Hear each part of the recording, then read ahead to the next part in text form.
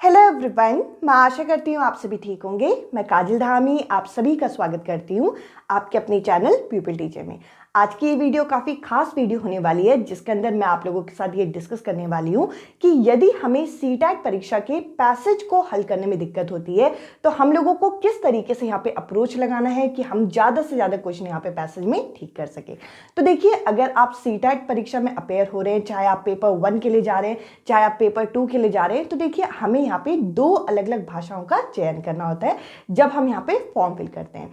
आज की इस वीडियो में मैं आप लोगों के साथ एक इंग्लिश का पैसेज यहाँ पे आपको डिस्कस करूंगी कि अगर आपने यहाँ पे लैंग्वेज 1 या फिर लैंग्वेज 2 में से कोई सी भी भाषा यहाँ पे इंग्लिश ली है तो आप यहाँ पे पैसेज को किस तरीके से हल करो, और साथ ही साथ पैसेज को हल करते हुए आपको किन बातों का ध्यान रखना है कि किस टाइप के क्वेश्चन हमसे पैसेज में यहाँ पे पूछे जाते हैं। तो चलिए वीडियो शुरू करें, और इस वीडियो तक अगर आप लोग आ गए हो तो इस वीडियो को आप अंत तक पूरा देखिएगा। तो देखिए, सबसे पहले तो मैं आपको ये बता दूं कि हमें यहाँ पे सीटेट की परीक्षा में 2 अलग अलग भाषाएं चुननी होती है। अब देखिए, अगर आपने इंग्लिश को यहाँ पे लैंग्वेज 1 या फिर लैंग्वेज 2 चूज किया है तो दोनों में फर्क क्या होता है।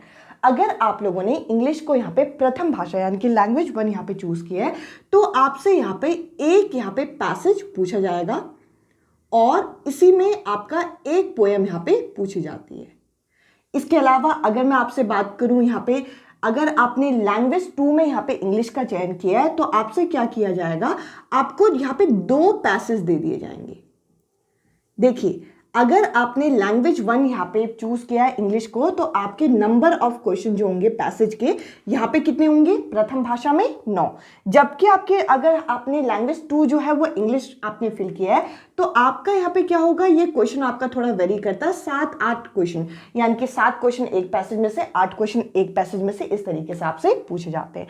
अब देखिए, ये तो नंबर ऑफ क्वेश्चन तो हमने देख लिए कि कितने क्वेश्चन हमसे पूछे जाते हैं। अब किस टाइप के क्वेश्चन पूछे जाते हैं ये भी तो हमें पता होना चाहिए। अब देखिए, आपको मेनली यहाँ पे 4 अलग अलग टाइप के क्वेश्चन मिलेंगे जो पैसेज से संबंधित होते हैं। एक कुछ ऐसे क्वेश्चन होते हैं 3 से 4 क्वेश्चन जो हमारे डायरेक्ट हमारे पैसेज से आते हैं, यानी कि हम लोगों को पैसेज में से छांटने होते हैं। अब इनको किस तरीके से हल करेंगे ये भी हम देखेंगे। साथ ही साथ हम लोगों को एक यहाँ पे सेंटेंस दे दिया जाता है। सेंटेंस को यहाँ पे अलग अलग 4 पार्ट में दिया जाता है, जिसमें से अंडरलाइन वर्ड यानी कि किसी एक शब्द को यहाँ पे अंडरलाइन कर देते हैं और बोलते हैं कि इसमें कौन सा पार्ट ऑफ स्पीच है। एक क्वेश्चन आपको फिक्स इस चीज का भी मिल जाएगा। इसके अलावा एक सेंटेंस हमें दे देते हैं जिसके 4 अलग अलग टुकड़े कर देते हैं और ये पूछते हैं आपसे कि किस जगह पे आपकी यहाँ पे त्रुटि है यानी कि गलती है, ये छांटो। एक क्वेश्चन आपको इसका भी मिल जाएगा। और एक एक क्वेश्चन हम लोगों को ऐसे आपको मिलेंगे कि पैसेज के अंदर में से कोई एक शब्द आपको दे देंगे और कहेंगे कि इसका अपोजिट मीनिंग क्या होगा इन चारों में से, या फिर इसका सिमिलर मीनिंग क्या होगा इन चारों में से, आपको ये देखना होगा।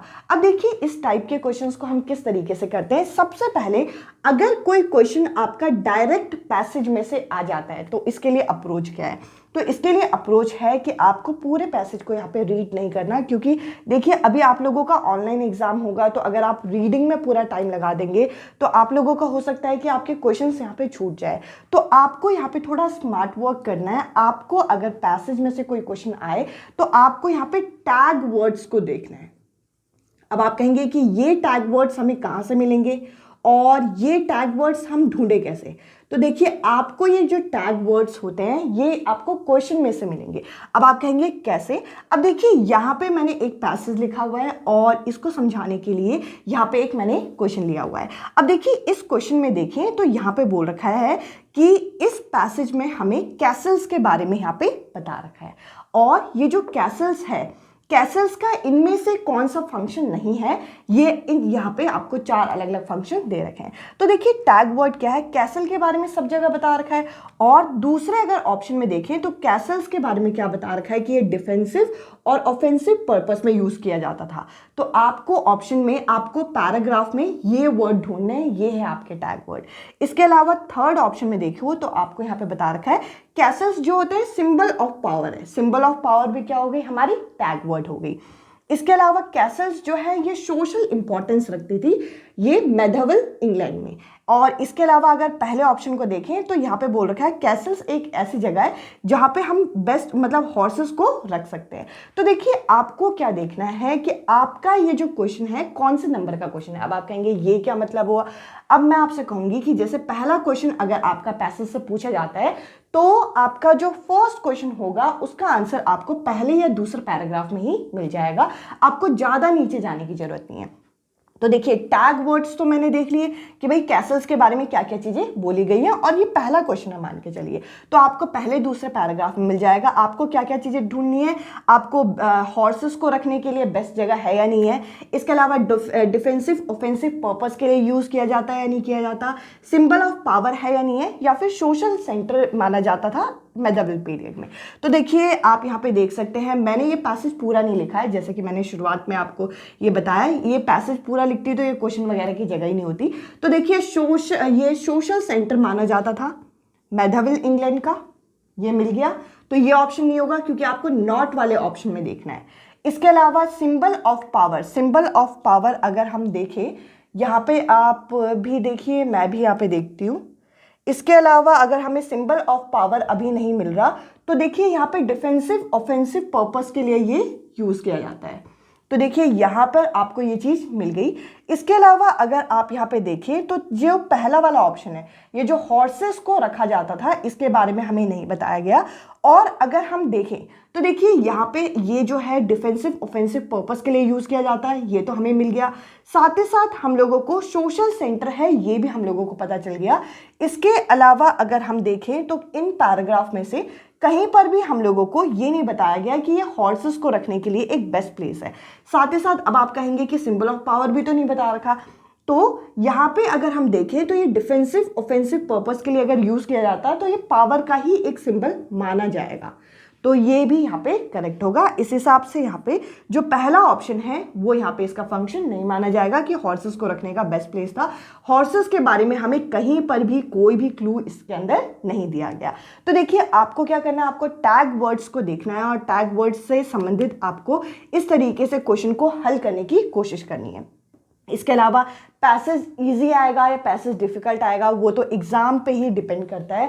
अब देखिए यहाँ पे अब मैं आपके साथ कुछ ऐसे क्वेश्चन डिस्कस करूंगी जो कि आपका पार्ट्स ऑफ स्पीच अंडरलाइन किस तरीके से पूछे जाते हैं और एरर वाले क्वेश्चन किस तरीके से होते हैं। तो चलिए इन दोनों टाइप के क्वेश्चन को जरा डिस्कस करें।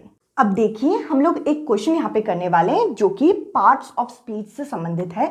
तो देखिए इसी टाइप का आपका एक क्वेश्चन आपका पूछा जाएगा, चाहे आप यहाँ पे लैंग्वेज 1 इंग्लिश लेते हैं, चाहे आप लैंग्वेज 2 आप इंग्लिश लेते हैं। तो देखिए यहाँ पे बोल रखा है कि आपको ये एक सेंटेंस दे रखा है, यहाँ पे नीचे एक सेंटेंस दे रखा है और सेंटेंस में बोल रखा है कि आपको जो चीज अंडरलाइन की गई है, जो अंडरलाइन वर्ड है उसमें आपको बताना है कि कौन सा पार्ट्स ऑफ स्पीच इसमें छुपा हुआ है। तो देखिए आपको सेंटेंस को पढ़ने के अलावा यहाँ पे अलग अलग पार्ट्स ऑफ स्पीच की भी नॉलेज होनी चाहिए कि नाउन क्या होता है, प्रोनाउन क्या होता है, एडजेक्टिव क्या होता है, एडवर्ब क्या होता है, कंजंक्शन क्या होता है, प्रपोजिशन क्या होता है। आप कोई भी एक शॉर्ट वीडियो देखिए जिसमें आपको पार्ट्स ऑफ स्पीच की यहाँ पे नॉलेज मिल जाएगी। आपको मेरे चैनल पे भी ये वीडियो मिल जाएगी पार्ट्स ऑफ स्पीच की, जिसमें मैंने शॉर्ट में इन सब चीज़ों को अलग से आपको समझा रखा है, जिसकी लिंक मैं आप लोगों को डिस्क्रिप्शन में दे दूंगी। आप उस वीडियो को देखिएगा जिससे आपको इस टॉपिक में मदद मिल जाएगी। तो देखिए अगर हम देखें तो यहाँ पे एंड में यहाँ पे अंडरलाइन किया गया है और एंड क्या है, ये कंजंक्शन है। तो देखिए इस क्वेश्चन का इस पैसेज से कोई लेना देना नहीं था। अगर आपको पार्ट्स ऑफ स्पीच आता है तो आप यहाँ पे 1 नंबर कंफर्म आप लेके जाएंगे। और जैसा कि मैंने कहा कि इसके लिए पार्ट्स ऑफ स्पीच की एक वीडियो है मेरे चैनल पे, जिसके लिंक आपको डिस्क्रिप्शन में मिल जाएगी। आप उस वीडियो को देखिएगा ताकि 1 नंबर यहाँ पे कंफर्म हो जाए। अब चलिए एक जरा क्वेश्चन में दिखाती हूँ कि एरर वाला किस तरीके से आपसे पूछा जाएगा। अब देखिए हमें एरर वाले क्वेश्चन कैसे आते हैं। तो यहाँ पे आपको एक वाक्य दे देंगे, एक सेंटेंस दे देंगे, जिसको यहाँ पे 4 अलग अलग भागों में बांट देते हैं। जैसे कि यहाँ पे दे रखा है द क्रिमिनल, फिर यहाँ पे आपका अंडरलाइन कर दिया है वॉज हंग, और इसके बाद इतने पार्ट को ये ए बोल दिया है, इतने पार्ट को बी, इतने पार्ट को सी और इतने पार्ट को डी। तो आपको ये बताना है कि इस वाक्य में, इस सेंटेंस में कोई एरर है या नहीं है। और अगर एरर नहीं है तो हम नो एरर में टिक करेंगे, अगर कोई एरर है, कोई गलती है, तो हम ए बी सी में से एक चीज टिक करेंगे। तो देखिए, अगर हम इस सेंटेंस को देखें तो यहाँ पे हंग नहीं होना चाहिए, यहाँ पे हैंग्ड होना चाहिए। तो इस हिसाब से इस क्वेश्चन का जो करेक्ट आंसर होगा वो होगा आपका बी ऑप्शन। तो देखिए, इसके लिए आपको एरर के कुछ रूल यहाँ पे पता होना चाहिए। तो आपको मैंने बताया कि जो आपके डायरेक्ट पैसेज वाले क्वेश्चन होते हैं उसको अगर जल्दी आपको सॉल्व करना है तो आप टैग वर्ड्स देख सकते हैं। अगर टैग वर्ड्स ना मिले तो आप फटाफट पैसेज को एक बार ऊपर से आप रीड कर सकते हैं। पार्ट्स ऑफ स्पीच का क्वेश्चन आपसे पूछा जाता है, एरर सेंटेंस में आपको फाइंड आउट करने का पूछा जाता है। पार्ट्स ऑफ स्पीच की वीडियो आप लोगों को, उसके लिंक डिस्क्रिप्शन में मैं दे दूंगी। अपोजिट एंड सिमिलर मीनिंग वाले क्वेश्चन की अगर हम बात करें तो क्या करेंगे कि कोई भी आपका एक वर्ड जो है आपका यहाँ पर, जैसे सर्व जो है ये यहाँ पे आपका दे देंगे हमें एक क्वेश्चन में, और इसमें क्या करेंगे, कहेंगे कि इसका सिमिलर या अपोजिट मीनिंग आपको 4 अलग अलग ऑप्शन में दे देंगे। तो देखिए, आपको करना क्या है, आप इतने ज़्यादा यहाँ पे सिमिलर और अपोजिट मीनिंग वाले शब्द तो याद करोगे नहीं, क्योंकि हमें पता नहीं है कि कितने आप कौन सा आपका पैसेज पूछा जाएगा। तो आप क्या करिए, इस सेंटेंस में जहाँ पे वो वर्ड मिले, आपको पैराग्राफ में जहाँ पे वो वर्ड मिले उसको आप हिंदी में अपने मीनिंग निकालने की कोशिश कीजिए कि उस शब्द का क्या मीनिंग निकल रहा है, और उस शब्द के जो मीनिंग है उसका अगर अपोजिट वर्ड देखना है तो अपोजिट में कौन से चारों ऑप्शन में से एक आपका मैच कर रहा है, या फिर सिमिलर उससे कौन सा मैच कर रहा है। तो ये एक अप्रोच है जिससे आप पैसेज को आप आसानी से हल कर पाओ।